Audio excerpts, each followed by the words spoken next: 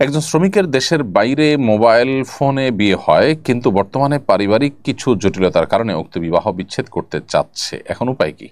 কোনো রেজিস্টার হয় নাই, শুধুমাত্র মোবাইলে কবুল বলা হয়েছে।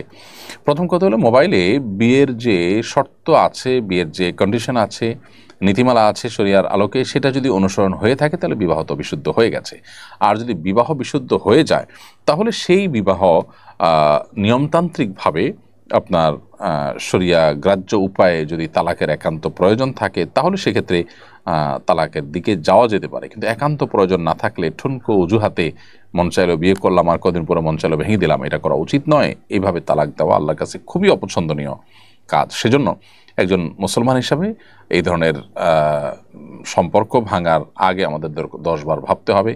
বিচক্ষণ, বিদগ্ধ, দায়িত্বশীল কোনো আলেম মুফতির সাথে সাক্ষাৎ করতে হবে, কথা বলতে হবে, তাদের পরামর্শ এবং অপিনিয়ন নিতে হবে, তারপরে সেখানে সিদ্ধান্তে আসা যাবে।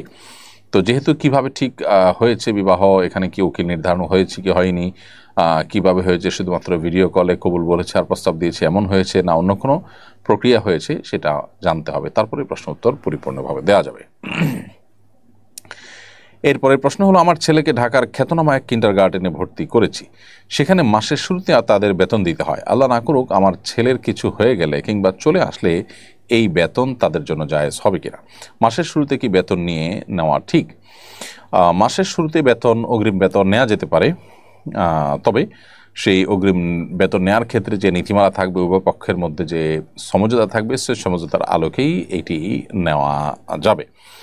এখন কথা হলো, যদি কেউ সেই মাসে অগ্রিম মাসে বেতন দেওয়া আছে, অনেকে 2-4 মাসেরও অগ্রিম বেতন দেওয়া থাকে, কিন্তু সেই বেতন ভোগ করার সুযোগ তার হয়নি, তার আগে সে মারা গেছে, তাহলে সেক্ষেত্রে সেটাও নীতিমালা লেখা উচিত এবং এটা ফেরত দেওয়া উচিত কর্তৃপক্ষ, অভিভাবককে। কারণ লা ইয়াহিল্লু মাল মুসলিম ইল্লা বিতিবি নাফসি, এবং নবী সাল্লাল্লাহু আলাইহি ওয়াসাল্লাম বলেছেন ফাইমা ইয়াখুযু মাল আখিক ফাইমা তাখুযু মাল আখিক, আপনি কারোর টাকা নিতে হলে কিসের বিনিময় নিলেন সেটা আপনাকে স্পষ্ট করতে হবে। যেহেতু আপনি সার্ভিস দেননি তাহলে বিনিময় নিতে পারেন না। অগ্রিম নেওয়ার চুক্তিটা এই জন্য জায়েজ যে অনেক সময় দেখা যায় পরবর্তীতে আদায় করা কঠিন হয়, সেজন্য আগে নিয়ে রাখলেন। যে কোনো কিছুরই অগ্রিম দেওয়া জায়েজ আছে, সেই হিসাবে এই উভয় পক্ষ রাজি থাকলে এটি জায়েজ আছে।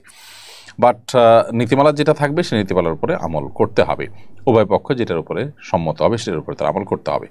আর যদি এমন হয় যে ভর্তি শুরুর পর নীতিমালা ভঙ্গ করে মনচাহিভাবে চলে যায়, তাহলে সেক্ষেত্রে যে মাসে চলে গেছে সে মাসের বেতন 2-4 দিন পড়লেও পুরো মাসে বেতন নেওয়ার অধিকার থাকে, কারণ সেটা আগে থেকে স্পষ্ট থাকে এবং নীতিমালা থাকে। সোজা কথা, উভয় পক্ষের মধ্যে যদি চুক্তি থাকে এবং সেখানে সব নীতিমালা বলা থাকে, সেটা শরিয়া গ্রাহ্য, শরিয়া বিরোধী কোনো কিছু না থাকে, তাহলে সেক্ষেত্রে অগ্রিম বেতন নেওয়াতে কোনো অসুবিধা নেই। এখন অগ্রিম কয়েক মাসের দিয়েছেন, আপনার ছেলে আল্লাহ না করুক মারা গেল অথবা সে কন্টিনিউ করতে পারলো না, এখানে আপনার কোনো দোষ নাই বা কোনো চুক্তি ভঙ্গ হয়নি, তাহলে সেক্ষেত্রে নিয়মতান্ত্রিকভাবে আপনার বেতন আপনার ফেরত পাওয়ার কথা।